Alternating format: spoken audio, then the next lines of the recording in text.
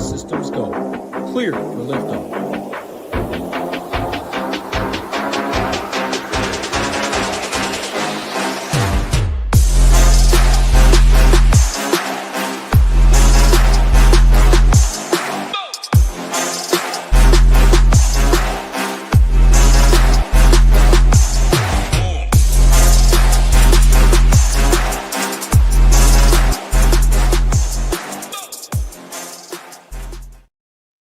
What is going on, SHIPIT Nation YouTube station? Back 14 games on the docket. I got my guy Ham with me like we do each and every Friday. If you guys are new, hit that like button, hit that subscribe button. It helps us out a ton. Ham, I'll bring you in, man. We got massive slate here. No Coors Field finally.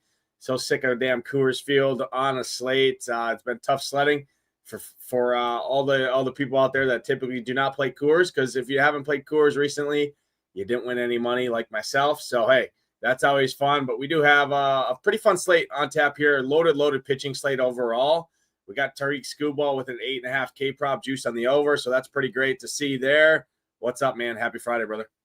Yeah, happy Friday. No 20 runs tonight for the Blue Jays or anybody else. Hey, if you played the Coors slate this week with the Blue Jays, you made a lot of money. If you didn't, like me and you typically don't do, you didn't do very well. But, yeah, looking forward to this. You got Skubal up top, $1,300 more than anybody else on the slate. So, yeah, interesting. But you said it. We got some really good pitchers on here. Just looking at the list right now, you got some really good pitchers. Going to break it all down. We got some bad pitchers as well. So I think the offenses will be a little bit more concentrated than you normally would see on a 14-game slate. Not going to get too out of hand just because there's so many options. But, yeah, let's break it all down. And, yeah, welcome everybody in. Yeah. Our guy Sean Sullivan in here, Emin Hala, K Jizzle, Kenny, William, Parabe. I know Shaloub's going to be tuning in. Welcome back to the States, Shaloub. Hopefully we get you back in the right mindset in the MLB chat. Hopefully the tilting's to a minimal because you're winning thousands of dollars. We'll see you there. But happy to have everybody back in here. Like I said, hit that like button, hit that subscribe button. It helps us out a ton. We got 14 games. We don't got much time to waste here, Ham. Let's jump right in. I know some of the games when we talk hitting will probably be a little bit quicker than some of the other games. But from a pitching standpoint here, I got it filtered by salary. If I go ahead and filter by my exposures on the dry run sorted by projected score 150 teams, well, it would give you 200% Skubal if it could. 150 out of 150 teams have Skubal up there. I mean, anytime you have a K prop sitting at 8.5 juice on the over, a 27 projection at this day and age in baseball. Pretty crazy there. We know what the Angels are. Angels just have a ton of strikeouts in that lineup. And Skubal, best pitcher in all of baseball there. So that's definitely warranted. But again, you can make the case. Single entry, small field stuff. I mean, he is 11-6 compared to guys like Hunter Brown, Sanchez, Brandon Woodruff, over $1,300 more expensive than those next three guys in line there. Even Pivetta, Joe Ryan, Matthew Boyd, all great options on this slate, in my opinion here. He is going to be 60 to 70% in small field stuff. For me, he's still SP1 by far and away. If I can get all the Skubal, I'm getting all the Skubal. I don't care. I'll make pivots different in terms of bats. Basically, if you just don't play Arizona with Skubal, you're different there. So that's kind of the side I'm on. Let's go ahead and break it down 8K and above. We do have a lot of loaded arms up here, 8K and above. We got Zach Gallen, who's going to be probably the second highest owned pitcher on the slate, pitching at home there, and that could match up against the Rockies, who are just absolutely atrocious in general. Gallen's been really good at home. You got Castillo there at 8,100 in that matchup out there in Seattle against Tampa. Edward Cabrera, I think, is really interesting on the slate. He's one of my favorite options. He's down at 8,200. Then you got Lugo, Kelly, Boyd, Senga, Joe Ryan, Pivetta, Sanchez, Brown, Woodruff, and Skubal. In terms of ownership, it's going to be Skubal. It's going to be Zach Gallen. And then it's going to kind of spread out. Pivetta, Sanchez, Hunter Brown, maybe a little bit of Woodruff are going to get some ownership there. But realistically, outside of Gallen and Skubal, ownership's going to spread for the most part at pitcher. What are you doing here, 8K and above? Yeah, I mean, let's just start with Skubal. I mean, he is the best pitcher on the slate. Angel's been striking out 26+% against left-handed pitcher over the last 30 days, which is pretty high. But at 11-6, I think you said it right. It's easy to maybe fade him in single entry. I mean, you're playing with fire when you do that, and you just hope he doesn't go out and do one of those 50-point games. But he's going to have to get, I don't know, 30, 35, 40 plus to really separate himself, because I think guys like Nick Pivetta, who I really like tonight at 9,500, we get those Red Sox away from Fenway Park. We get a pitcher's ballpark in Petco. So I really like Nick Pivetta. Tons of strikeout upside, former Red Sox great as well. I know a lot of people love talking about revenge games. I don't like him because it's a revenge game. I like him because he's a pretty good pitcher. $9,500. Christopher Sanchez, man, oh man, he's got a dynamite matchup tonight. I think he's someone that can rival Scooball in terms of most fantasy points, and you're saving $1,800. I really like Christopher Sanchez tonight, coming off one of his better performances of the season, taking on those Tigers last time. Now he's the Rangers, had 30 points, DraftKings points last time on only 84 pitches. So I got to love Christopher Sanchez. Those Rangers are equally as bad versus lefties over the last 30 days as the Angels. I'm out on Hunter Brown. Nade's interested to hear your take. I know that the Yankees, you're not a fan of the Yankees, but Hunter Brown hasn't been very good over the last month plus. Now he goes into that small ballpark. Jazz Chisholm can hit a fly ball, and it turned into a round tripper. So I'm out on him. I'm actually out on Brandon Woodruff as well at 10-3. Brandon Woodruff, he has been very good this season. The Mets just don't strike out. They just refuse to strike out against right-handed pitching. And Woodruff, I think you would need 6, 7, 8 Ks from him to pay off that tag. I don't think he gets there tonight. And then just kind of rounding out this 8K and above range, Joe Ryan, I have some interest in against this Royals team. They've actually been better as of late, but Joe Ryan can rack up strikeouts. And then I'm not messing with Senga. Interested to see if you have any love for Senga against your boys tonight. And then I had one more. Oh, yeah, you said it. Well, you said Cabrera, so I'll let you talk about Cabrera. But I do like Luis Castillo. Luis Castillo, not the same strikeout pitcher, that he was in the past. But once again, we get this ballpark we love. We get this Rays team away from a AAA stadium. I think Luis Castillo can have a good night at 8,100. And then I lied. I'm going to mention one more. Zach Gallen, $8,000. I agree with you. He will be super popular tonight. He'll be uber chalk at home, facing one of the worst offenses in baseball. And if you fade him, you're just hoping that he puts up 10. If you play him, he puts up 25. But that's kind of long-winded way for the top tier 8K plus guys. Yeah, no, excellent breakdown there. I'll start kind of at the top. Scooball, I'm in on Scooball. I know people are talking about his K prop 8.5. I said -175 on the owner, -185. I mean, you can call it whatever you want. 9.5, there's some slight juice on the under. 8.5, there's some heavy juice on the over. So 8.5, 9.5, it doesn't matter. The dudes should have a lot of strikeouts. You want strikeouts in terms of DFS scoring. I'm in on Scooball. I wouldn't mind like in 20 max. Even locking him, right? I mean, I filter by high stakes single entry ownership right here. You see 70%. I wouldn't be surprised if it's higher than that. In 20 entry max, he's probably going to be around the 50-55% mark. So if you want to lock him and go all in, I don't hate that. Or go like 85-90%, right? And at least you have a couple flyers to be different there. If Scooball beats me, he beats me tonight, because it's going to be.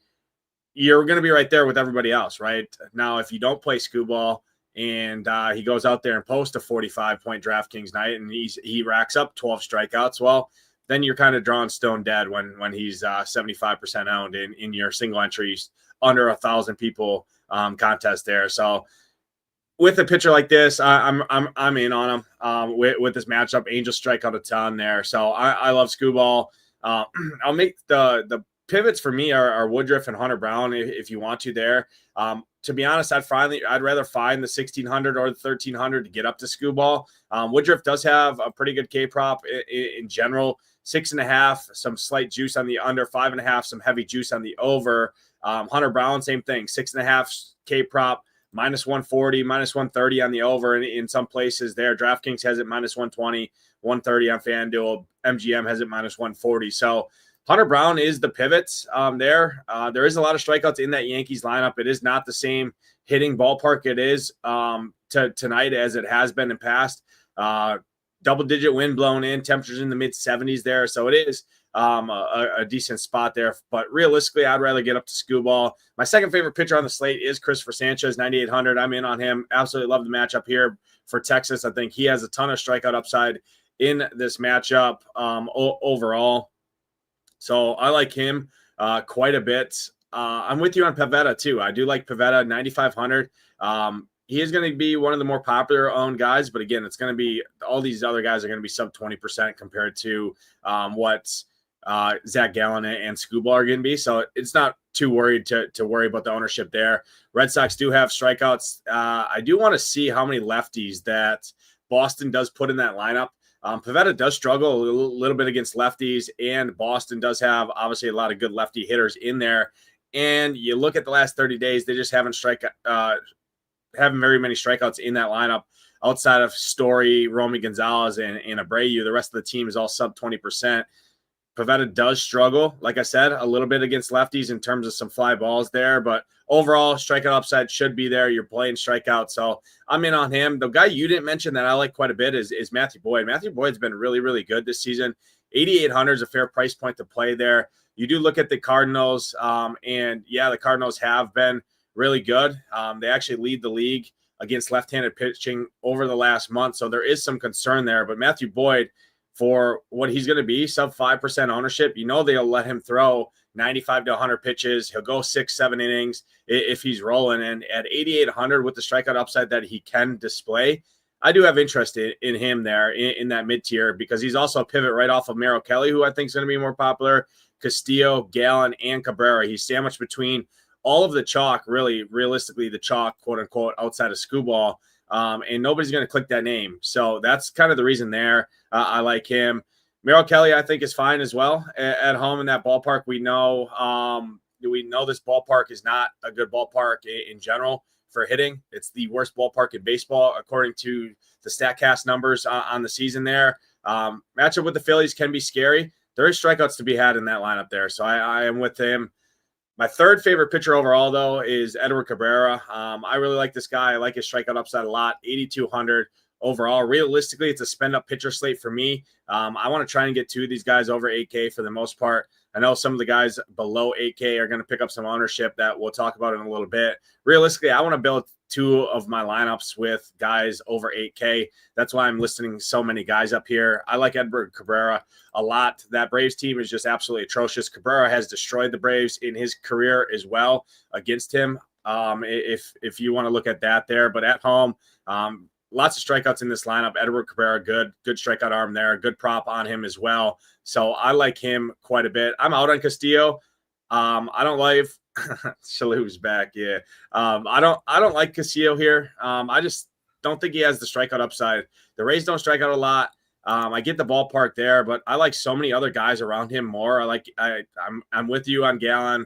8K, too cheap against these Rockies. These Rockies are atrocious. There's tons of strikeout upside there.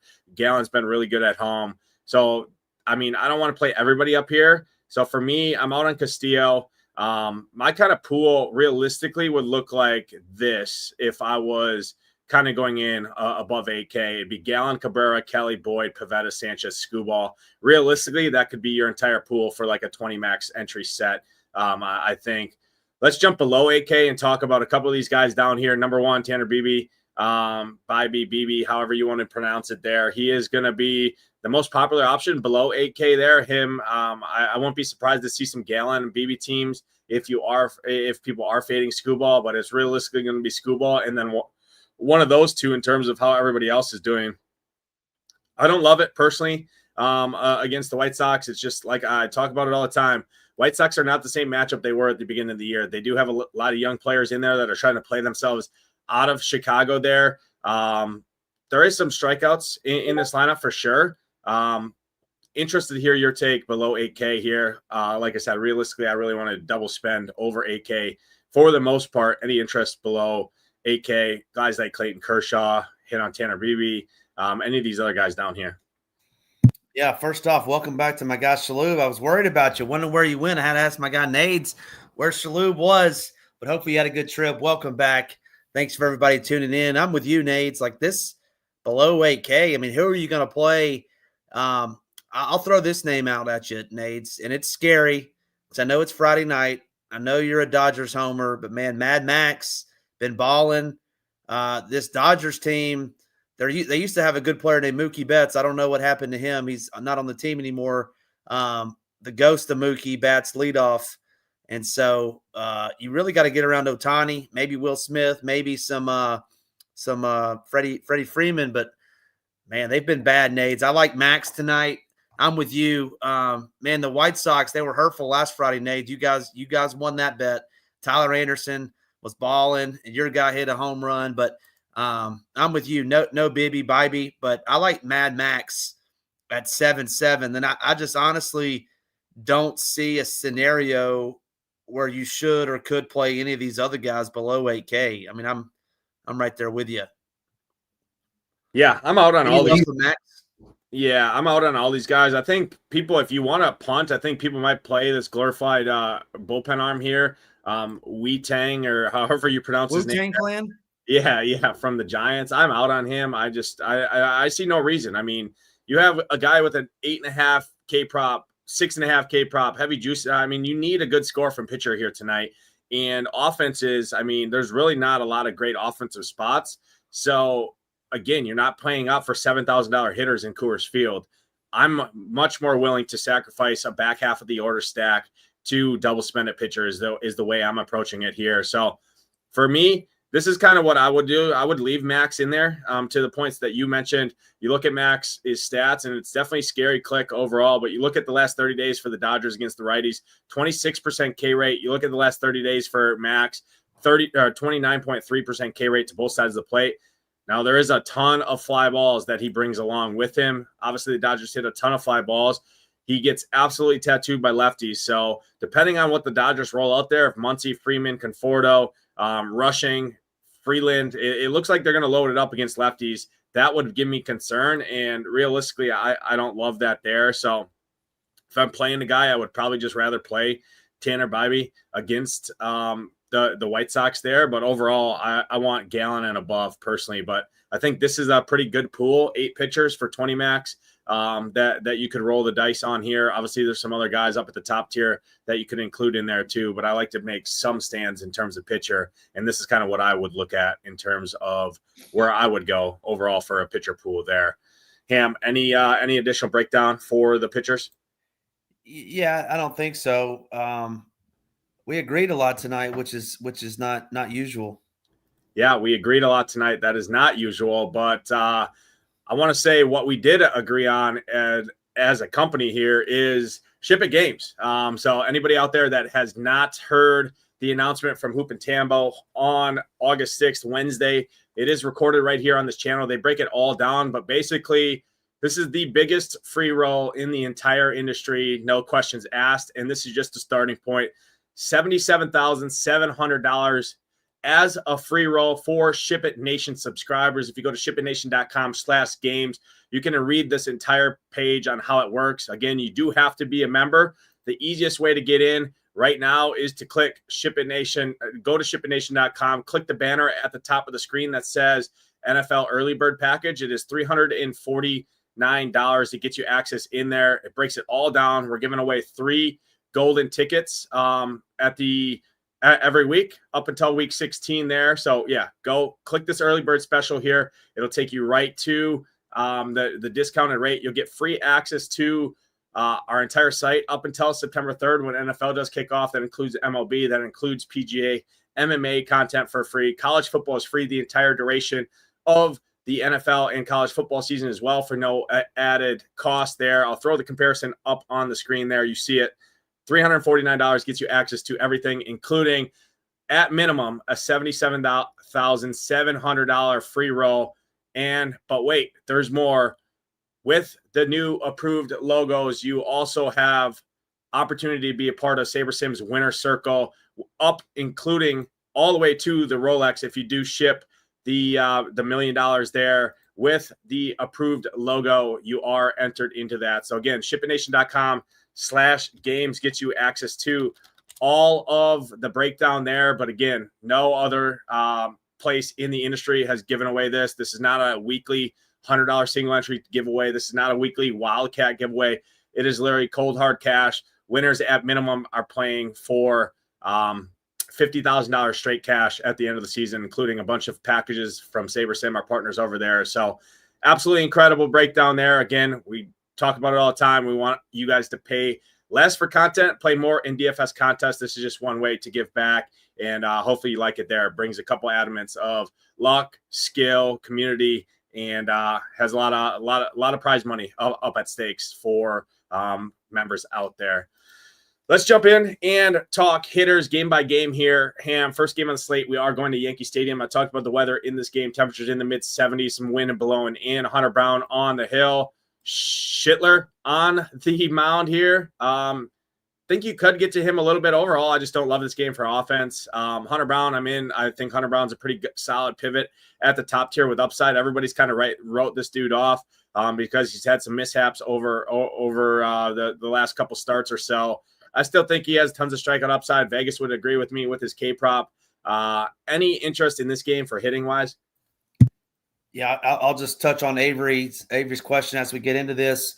I'm not playing the Astros. They just don't do it for me. You mentioned the weather not being great. I wouldn't pick on Schitler, but I don't know much about him either. But I'm not playing the Astros. And then Hunter Brown, I do have a little bit of respect for, but he's been pretty bad as of late. I think he was in Boston last week. Judge back in the lineup earlier this week. It would be more minis for me on the Yankees, and then I'm not playing any Astros tonight. Yeah, I would say for the Astros, righties are what you actually want. You look at the last 30 days, Schitler is actually reverse splitsy in his course of his couple starts that he has had. 20% K rate, 12% walk rate. He allows 323 ISO to righties there. Fly ball rate approaching 30%. So the power righties, I think, are definitely pretty intriguing. The only issue is the Astros just don't hit the ball in the air. Dubon and Christian Walker are your two fly ball hitters. You go to last month, Pena, you can throw Pena and Sanchez in there. Think they're fine. I would look at the righties. Walker, Diaz, Pena, I think are really good plays there. Dubon, if you need a cheap guy. And then adding in Jesus Sanchez too, I think is interesting. But overall, I don't love it. I think they're interesting. Pena at 3,900 is a really nice play. Carlos Correa at 3,900 is a good play. Christian Walker 3,800. Yainer Diaz 3,700. So they do fit the bill, and I would use them as a pivot off of the D-backs. So I do think as a pivot off the D-backs on a slate where everybody loves spend-up pitcher like myself, including Scoobo at the top, where you do need to save salary somewhere, everybody's going to go and run to Arizona stacks. At least that's what projections and optimizers tell me in terms of dry run. I was getting 70+% D-back stacks.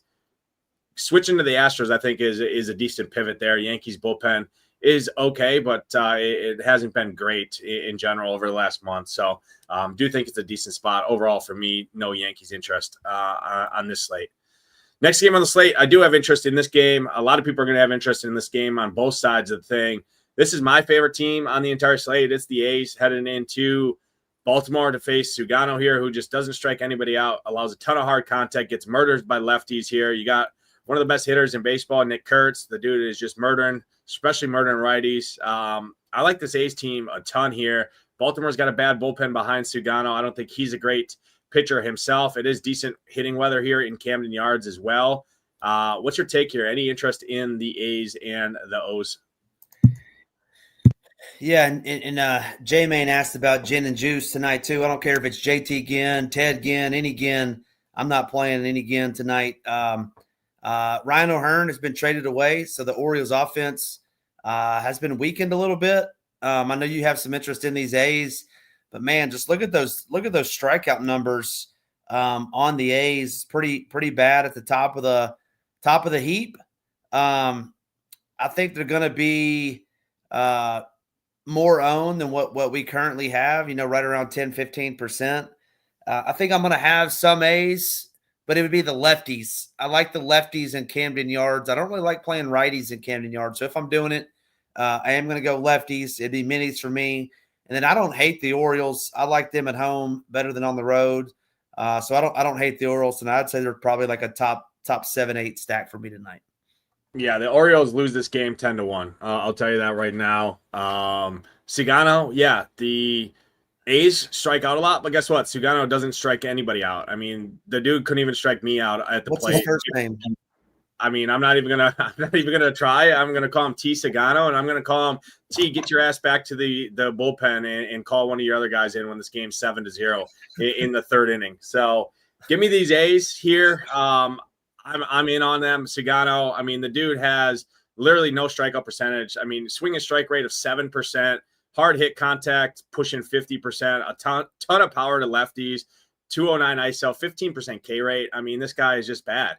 And yeah, if it was, I mean, a different arm in here, right? Throwing against these guys, yeah, it'd be a different story. I want all the lefties and then add in Rooker and Langeliers is my two favorite righties. I like their young prospect here, Hernandez, third base, shortstop, 3K. He's got some power there. He hit a home run yesterday or the day before, I believe, as well. So I like him in there. I love this lineup, my top lineup, top stack on the entire slate there. On the O side of things, I do have some slight concern. I do think more people do play the O side. At least that's what projections, that's what Dry Run tells me. I'm seeing some different talks about the O's in across the industry as well. The thing I have is Ginn is just a massive ground ball pitcher. I mean, he's over 50% ground ball rate. He does have really good strikeout ability to righties in general. So I would look, if you are going to anybody on the O side of things, I would look at the fly ball guys being Dylan Carlson, Adley Rutschman, Jackson Holiday, Noda are the kind of guys that I would look at, mainly the lefties there. You can obviously play Gunner if you want to, too. And the A's bullpen is not great, but I'm much more on the A's side of this game for hitting than the O side of things. Shalhoub goes out of town. Nick Kurtz hits 4 bombs. All of a sudden, he's 6,200. You got it. Welcome back, Shalhoub. 6,200. Nick Kurtz. Yeah, I mean, he's deserved it. Look at his hitting metrics. He's up there with the Otanis and Aaron Judges of the world. Next game on the slate, Angels and the Tigers. Tariq Skubal on the hill against these strikeout happy Angels. No Angels for me. Implied run total under 2. That's probably the lowest I've seen all year, including when teams like the White Sox are playing ace level pitchers there. Kyle Hendricks, though, I definitely have interest in stacking against Kyle Hendricks. Doesn't seem to work out very often here, but these Tigers are starting to put it together a little bit. They did go through a slump there where I think they lost 10 of 12 games or something like that. They're starting to hit the ball a little bit again. I like the lefties here against Hendricks. And then you got that terrible Angels bullpen behind. Pretty interesting stack overall for me for the Tigers. Highest implied run total on the slate, -360 favorites, and ownership is all going to be very, very low, which is very interesting to me in general. It's because everybody's running to play the D-backs here. What's your take in this one? Yeah, no Angels for certain, and then no Tigers for me. It would be home run hunting with the likes of Kerry Carpenter, Torkelson, Riley Green's all the way down there. What is he batting 6th tonight? I can't suggest stacking these guys. Kyle Hendricks is bad, Nate's, and been bad for a lot of years. But I don't think the Tigers are the team that's going to get it done tonight.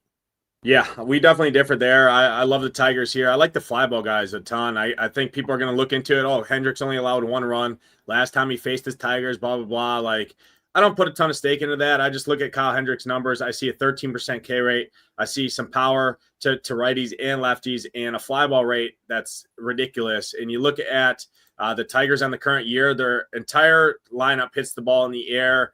31% fly ball rate as a team, 35% ground ball rate. That is unheard of. Typically for an offense there, a lot of times you got a lot of ground ballers in that, especially at the back half of the lineup. Riley Green, Carpenter, Torkelson, Perez, Colt Keith, even Baez and McKinstry. I love all 7 of those guys. I'm not very high on Torres and Dingler, but I like all 9 hitters. Realistically, I like 8, 9, 1, 3, 4, 5, 6 the most overall for the Tiger side of things. And then, like I said, you got a bad bullpen behind Kyle Hendricks, who I don't think is any good himself. Next game on the slate, Braves and the Marlins. Decent interest in one of the sides. At least some mini stacks are picking off some power against Bryce Elder. Elder's been atrocious. He ranks awful in our pitcher rankings, 24th. Marlins do have some power in this lineup. Kyle Stowers, 5,600. would seem a little expensive, but the dude just murdering home runs. Augustin Ramirez has a lot of power. Otto Lopez at 3,500 is a good play there. I think the Marlins are pretty interesting here. Braves don't have a good bullpen behind Elder. Elder's been atrocious. It's a huge park upgrade as well for Miami here going into Truist Park. Not the greatest weather, but hey, it's a much better ballpark than what they're used to playing. Temperatures are going to be in the 80s here. Some slight wind blown in, but nothing too serious here. What's your take in this one? Yeah, love the Marlins tonight. You said Augustin Ramirez. He's a great play. Kyle Stowers, projected to bat second. Where does Kyle struggle? He struggles striking out on the road versus right-handed pitching. Well, Bryce Elder strikes out about 18% of lefties, so he's not really a strikeout pitcher. Give me some Stowers. Give me these Marlins. I got the Marlins top 5 stack. Love them tonight. And then I know you have some interest in Cabrera coming off a huge game. I'm going to pick on some lefties. Love the lefties. Drake Baldwin went double dong last night. Matt Olson, I like. Profar batting at the top of that lineup. I like some lefties. This offense is obviously weaker anyway, with no Ronald Acuna Jr. So it's more home run hunting for me than actually stacking the Braves. But I think you should have a lot of interest in these Marlins tonight. You said a bad bullpen, bad starting pitcher. They're going to go off tonight.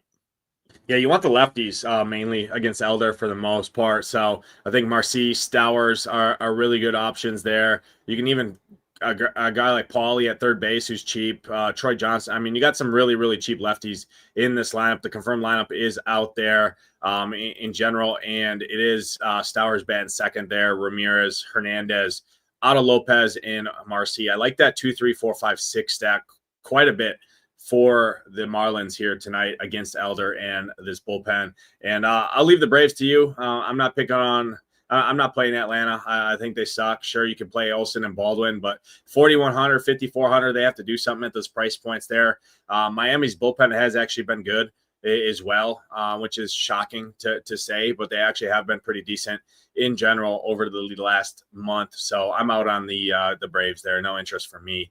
Next game on the slate, White Sox and the Guardians. Savali on the hill, Tanner Beebe on the hill. I'm not playing Tanner Beebe for the most part in this one. I think you could pick off some of these guys on the White Sox, some of these better hitters, guys like Benintendi. Talkman has a lot of power. Colson Montgomery, my guy, hit a home run for me last Friday.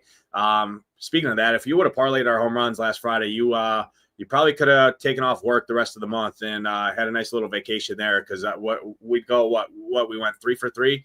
That would have had a nice little payday. I'm pretty sure Colson Montgomery had really, really nice odds there against your boyfriend, Tyler Anderson. But nonetheless, let's break this game down. Any interest in hitters here? Yeah, I'm going to pass completely on this game. J-Ram always comes with ownership. So if you wanted to play him, that's fine. But for me, I'm passing, not stacking up either one of these teams. I do think the Guardians are going to be fairly popular here on the slate just due to their salaries. I mean, look at these salaries against guy in Aaron Savali, who doesn't strike anybody out. You got a bad bullpen behind him. So I do think the Guardians make some sense in terms of the salary relief. They are implied right around 5 runs. In terms of hitting weather here, it's decent in Chicago. And yeah, Savali's just bad against lefties, and Guardians are going to throw a ton of lefties out there against him. 1, 2, 3, 4, 5, 6, 7, 8 lefties in the lineup confirmed for Cleveland against Aaron Savali there. So yeah, I think the Cleveland are interesting. I think I'd rather play the Astros personally than play into a team that's going to get a little bit more ownership there, because I already am eating the chalk at the top tier. White Sox interest, I have a little bit more interest in the White Sox things here against Tanner Beebe. Some of these power righties, you look at the last 30 days for Tanner, he 18% K rate, ISO 256, doesn't really keep the ball on the ground, allows a ton of power. And then you look at this year and last year, he allows a ton of power to lefties there. So I would look at guys like Colson Montgomery, my favorite play on the slate here. Mike Talkman, Kyle Teal has some power as well. He's been really good against righties over the last month. Michael Taylor's been really good. Sosa's been really good. So I like the 7, 8, 1, 2, 5 hitters. Probably not going to 5 stack the White Sox, but as mini stacks, I think they are pretty interesting there. Cleveland Not a great bullpen, and they traded away a lot of their good arms at the deadline there. And the other good arms that they had decided to bet on their own game. So they are not with the team any longer.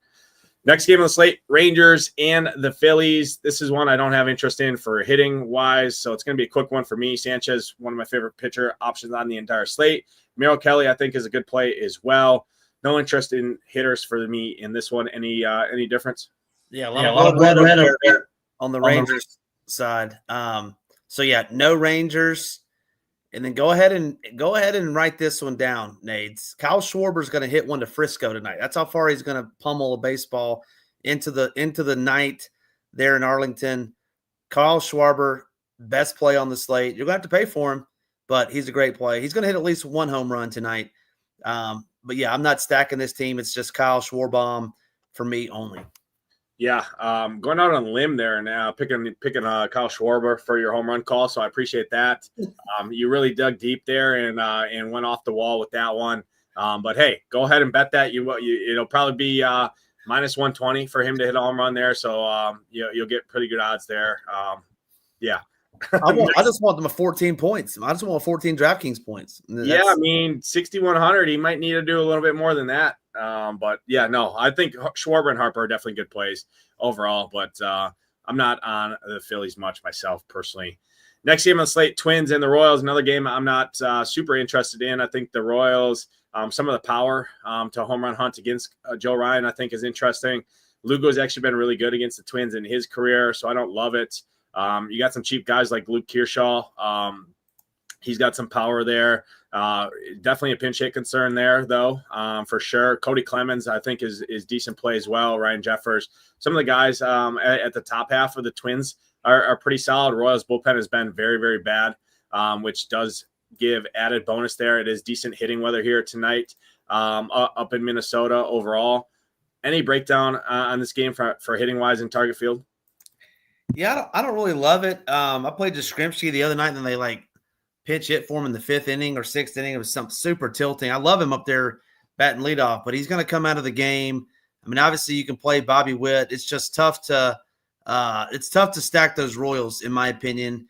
They've been better as of late. They're not striking out a whole ton, but I'm not going to stack them. And the same thing with the Twins. I mean, they're just trying to I don't know what they're trying to do. They're trying to get the season over with, and they'll pinch hit dudes too. So for me, this is an easy cross-off game. I won't have any one of these teams. Yeah, I think Sal Perez, Adam Frazier isn't the worst little mini stack there. Both hit the ball in the air. Both have some power there, mainly Salvi. He's been really good as of late. I mean, he went through a stretch there where his DraftKings price fell through the floor. Now it's still not adjusted where it needs to be. He's earned what the price increase that he has got. He's been really solid. So I think he's a pretty solid play. And then Maikel Garcia always has stolen base upside. Vinny P has some power. So I think the little mini stacks on both sides aren't the craziest play in the world. It is pretty hot overall in Target Field, 90 degrees, wind kind of blowing straight across the field. So if that shifts at any point, would be a nice boost for hitters in this game. 12 to 15 mile an hour winds pretty much the entire duration here. So if that does shift from blowing straight across from right to left to out to left at all, I think that does give this game some bonus as well. Next game on the slate here, the Mets heading into AmFam Field to face Brandon Woodruff and the league best Brewers. I got to say it while it lasts here. Brewers have been murdering. And Kadai Senga, I mean, I always have interest stacking against a dude that could go out there and walk 5 hitters in 3 innings. And then you got guys like Andrew Vaughn, Isaac Collins, Yelich. They all have been really good as of late. This team has been smashing hitters left and right. I think the Brewers are pretty interesting in terms of a sneaky stack on this slate, just because anytime I love stacking against pitchers that can go out there and walk 5 guys. I mean, my friends over at Ballpark Pal has Senga as minus 405 to record 3+ walks in this slate. That's pretty good odds there. If you're giving free passes to a team that's top 3 in baseball and stolen bases as well, and then one of the hottest teams in baseball in general, they can manufacture some pretty runs pretty quickly, and they're cheap as well. So I like them as a pivot off of the D-backs as well here. Any interest in this one, Mets and the Brewers? The roof is going to be open here as well, which is interesting to note. Gives a nice little boost for hitting environment in in Milwaukee here tonight. Yeah, I mean, I said at the top, it's and I said it if anyone's been following me as I've written up Brandon Woodruff, he's blow up prone, Nades. It's bound to happen. Tonight's the night. Mets don't strike out. Mets put the ball in play. Alonso, Soto, Lindor, 3 of the best plays on the slate. I think Mets, one of the sneakiest, best stacks tonight. I think they get to Woodruff. Woodruff, I think, will have under 5 strikeouts. Mets put up 6+ runs. And then, then I'm with you. The thing with the Brewers on a 14-game slate, for me, is that they just don't have enough power. You mentioned Andrew Bonds that they picked up.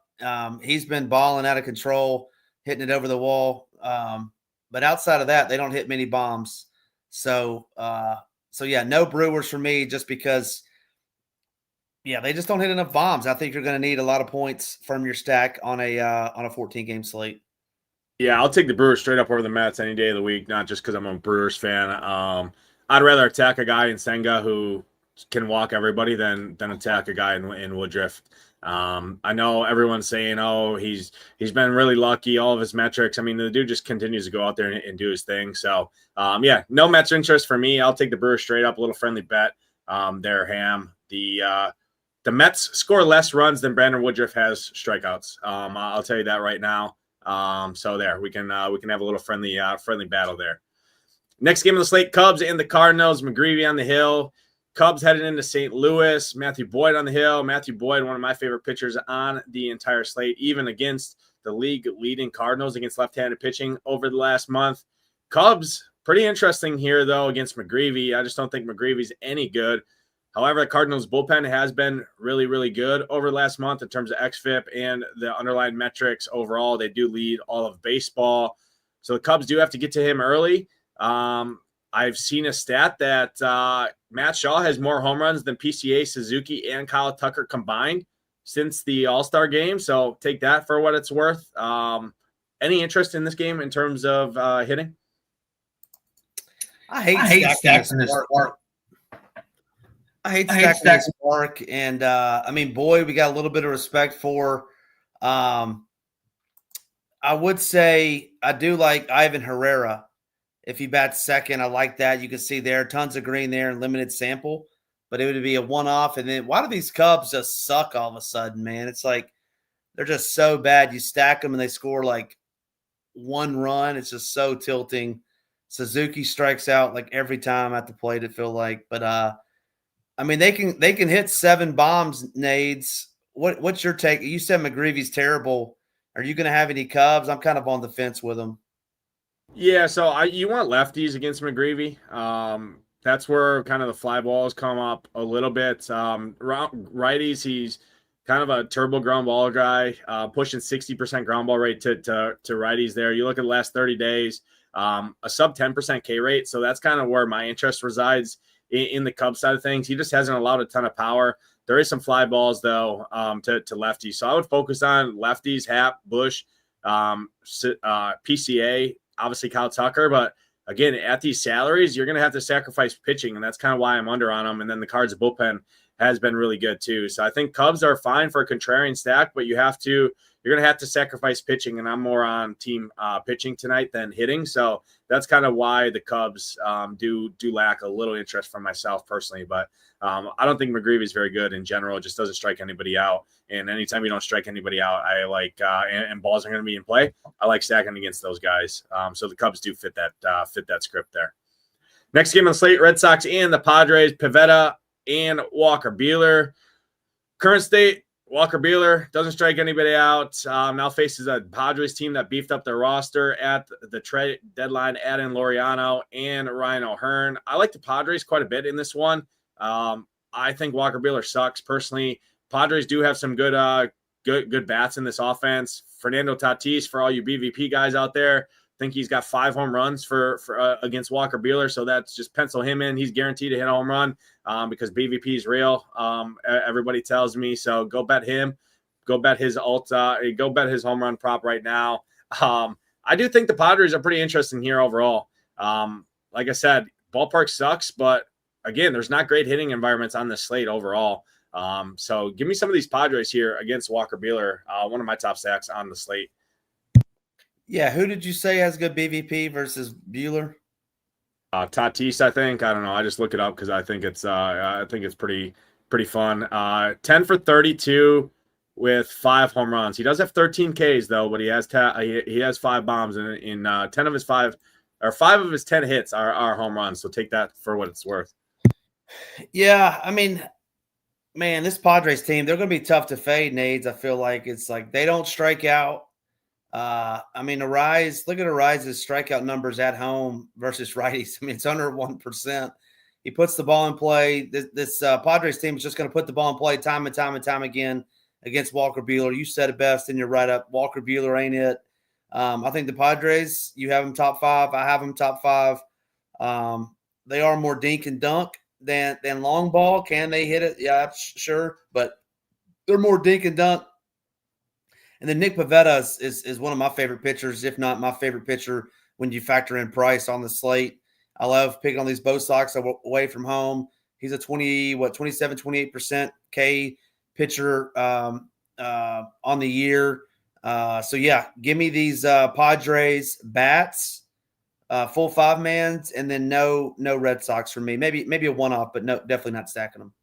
Yeah, Boston's bullpen's not great either. They're 11th worst in baseball over the last month in terms of xFIP. They threw 3 bullpen arms on Wednesday that all threw 29, 30, and 21 pitches there. So fairly taxed. Obviously, they had the day off yesterday. But, yeah, I like these Padres quite a bit. My main guys I would look at, Jackson Merrill, Xander, Machado, Laureano.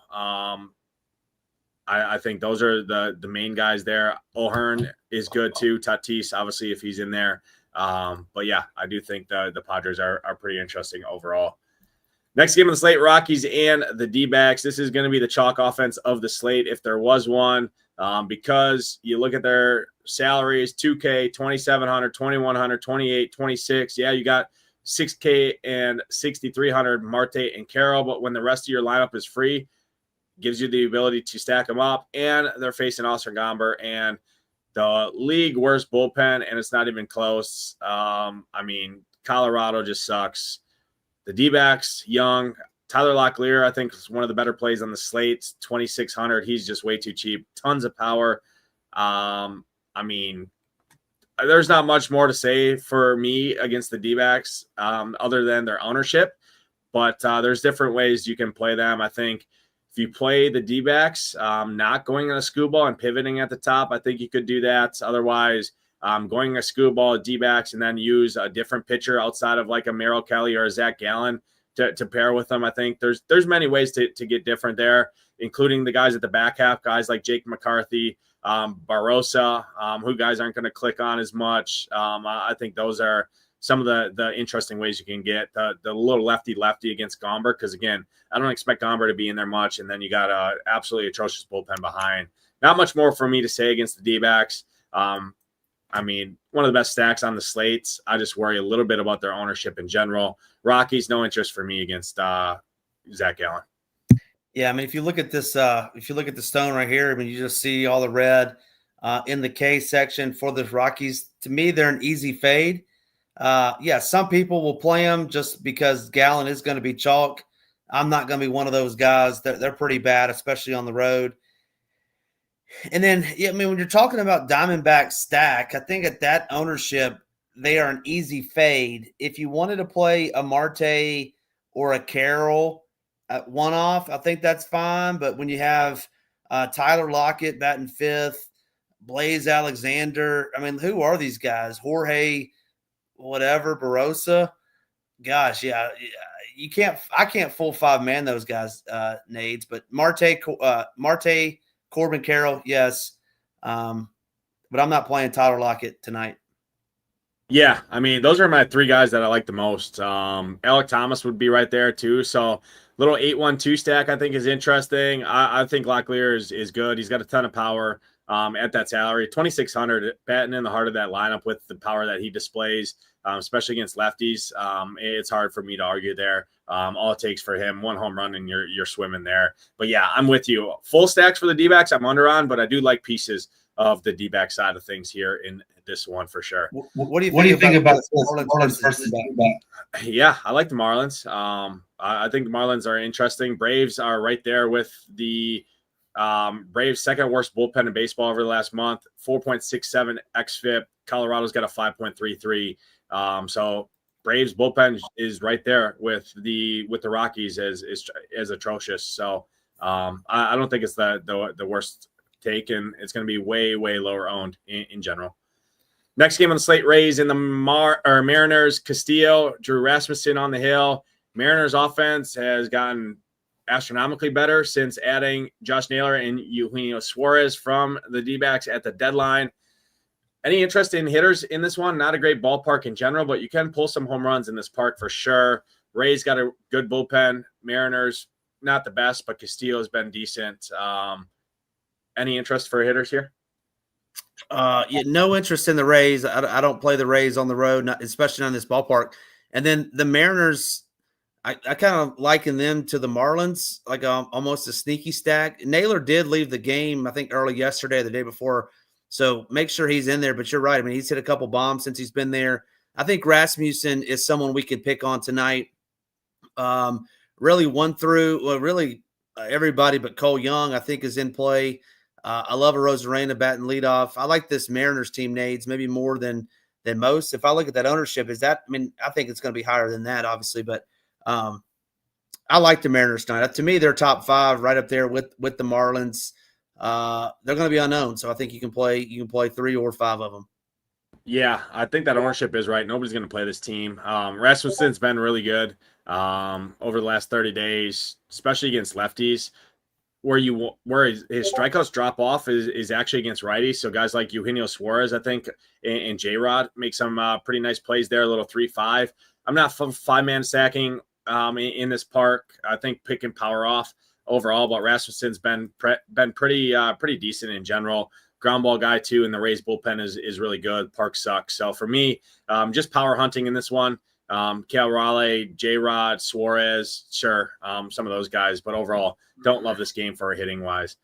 Next game on the slate, Blue Jays and the Dodgers. Clayton Kershaw, Max Scherzer on the mound. Name recognition battle here. Even at the current state of their careers, still two solid arms overall. Not the same as what they were. Blue Jays been one of the better teams in all of baseball, though. Not so much against lefties, more so against righties, but they're still not a bad offense. They got some power here. Guys like Vlad, Bichette. Coming out of Coors, though, I don't love it. Dodger side of things, though, lefties have tattooed Max. And if they're rolling out all these lefties, Freddie Freeman, Ohtani, Muncy, even Conforto, I like the lefties a little bit here for the Dodgers. Nobody's going to play them. I think Freddie Freeman's one of the best plays on the slate. I'll say it again, 4,800. That's too cheap for Freddie Freeman. I think he's one of the better plays on the entire slate to tax Max Scherzer and his splits against lefties. Yeah, I normally would agree with you that we really don't like playing teams first game out of Coors Field. I'm going to go a little bit different than you, Nades. I like the Blue Jays tonight. They only strike out about 18% versus lefties on the season. They don't hit a lot of bombs. They'll put the ball in play. Kershaw's a shell of himself. There's going to be a lot of baseballs in play tonight in Chavez Ravine late night. Blue Jays hammer in LA. I think they're a viable stack. I want to see this lineup though. Maybe more minis for me, but I like them. And then this Dodgers team is just not who we thought they were. And Max won't let him off the hook tonight. So give me some Max. And it would be I would pick off a Freddie Freeman or a Shohei Ohtani as a one-off lefty. I wouldn't stack this Dodgers team. Yeah, I will say, you look at the last 30 days against lefties, 202 ISO as a team, 11% K rate for the Blue Jays, and Kershaw, just his strikeouts are not there. I mean, sub 20% K strikeout rates overall between this year and last year. So I do think the Blue Jays make some sense here. And you look at the Dodgers bullpen, 3rd worst in baseball over the last month. So little sneaky spot here for the Blue Jays in one of the better hitting environments on the entire slate too. You look at the temperatures, usually it's cooler out west, but again, we're getting to the back half of summer, the end of summer here, and temperatures kind of, for the most part, are cooling off. Out in Dodger Stadium, 86 degrees, wind blowing out in this one, 80 degrees by the end of the game. 5 to 8 mile an hour winds blowing straight out here. So it is a good place to hit here tonight. Bo Bichette, my favorite play. I do think the Blue Jays make some sense here. And then, yeah, I like the Dodgers lefties in this one. Blue Jays bullpen is really good, so I don't like full stacking against a good bullpen. The last game on the slate, Giants and the Nats. Jake Irvin sucks. I just hate this ballpark. I don't know what sucks worse, Jake Irvin or this ballpark here. No Jake Irvin. I saw a question in the chat earlier. If I'm playing Jake Irvin, I have zero interest. I'd rather stack against him, but man, I just hate playing this ballpark. Chapman, Devers, Adames, I think are fine options there, but I'm not full stacking in this park. Wu-Tang on the hill here. He's not going to go very long for the Giants, and then it's going to be a bullpen game. Giants do have a good bullpen. I will say the Nats bullpen is bad. So, and Jake Irvin's bad. Again, I just hate this ballpark. I think the Giants are really good night slate plays. Main slate, I think they lack upside. But again, mini stacks, I wouldn't hate mini stacks to ink your team around as a late night hammer. But that's about the most interest that I have overall in this one. San Francisco Giants Stadium, where baseballs go to die at night. We're not playing the Giants as a full man stack. I'm with you there. Hoop Son could be out there pitching against the Giants, and we're still not stacking. If you want to go Devers one off, I think that's fine. But yeah, we're not stacking them, and we're not stacking the Nats. The Nats are in a tailspin, Nate, so we're not going to stack them either. Yeah, that's all 14 games. We made it just under an hour here. Time for the favorite part of the show. Our home run calls went 3 for 3 last week. 2 from you, 1 from me. Colson Montgomery, my dude, tattooed one in that game here. Let's see if we can run it back. Give the people your favorite 2 pitchers not named Tariq Skubal. So Skubal is not one of them. Obviously, that's everybody's favorite pitcher on the slate. 9.5 K prop, 8.5, whatever, wherever you look at there. So outside of Skubal, give your favorite and then kind of a lower owned pitcher, your 2, and then your favorite stack, sneaky stack, and then your home run calls. Yeah, I mean, it's Sanchez and Pivetta right there at the top, the 4th and 5th highest priced pitcher. I think they're in great spots. And then I think if you want somebody that's going to be unowned and then I'm going to go out and get you about 22 DraftKings points, it's Luis Castillo at home versus this Rays team. All right.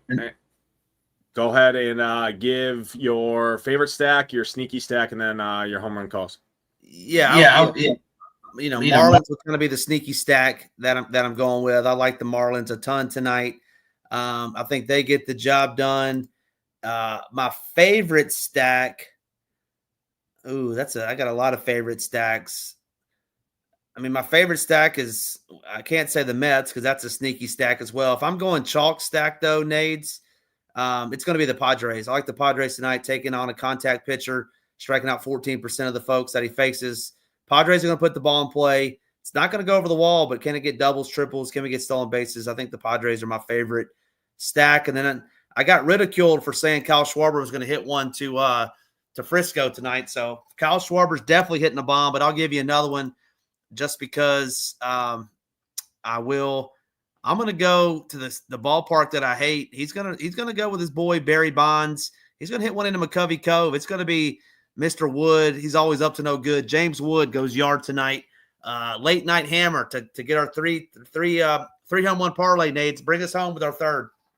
All right. Well, I actually got 2 cooked up, so we'll save those for the end. I'm going Christopher Sanchez, my favorite pitcher on the slate, and then I really like Cabrera and Matthew Boyd. Those are kind of the other 2 guys I'm really looking at there. My favorite offense on the slate is the Athletics. Talked about them a ton. Ownership's just not going to be there on them. Talked about Sagano. Doesn't strike anybody out. Bad bullpen behind them. Decent weather there. So I love the A's in this one. My favorite stack on the board. And then my sneakier stack, I think the Brewers are pretty interesting overall as a sneaky stack. I'm with you on the Marlins. I think they're interesting there. And then I don't think the Astros are the craziest little mini stack. Some of those righties, Altuve, Pena, Sanchez, Walker, some of those guys, Yainer Diaz, that top part of that Astros lineup, I don't think is the craziest play in the world. My home run call, I'm not going to the A's. I'm not going to any of the teams that I just talked about. I'm going to the cleanup spot here for the Guardians, Kyle Manzardo. I like Kyle Manzardo quite a bit here tonight. Tons of power there. Lefty to attack the splits there of Savale and a bad bullpen. I like Kyle Manzardo. And then I'm going to another first base. Can't play them in the same lineup. I talked about my favorite play on the entire slate. Freddie Freeman, if this is true, he's going to be sub 5% owned against Max Scherzer here in Dodger Stadium. I like Freddie Freeman a ton. So Manzardo and Freeman are my 2 home run calls of the evening. Before we get on out of here, one last time, SHIPITNation.com/games. $77,700 minimum free roll for members there. You see it all. It breaks it all down.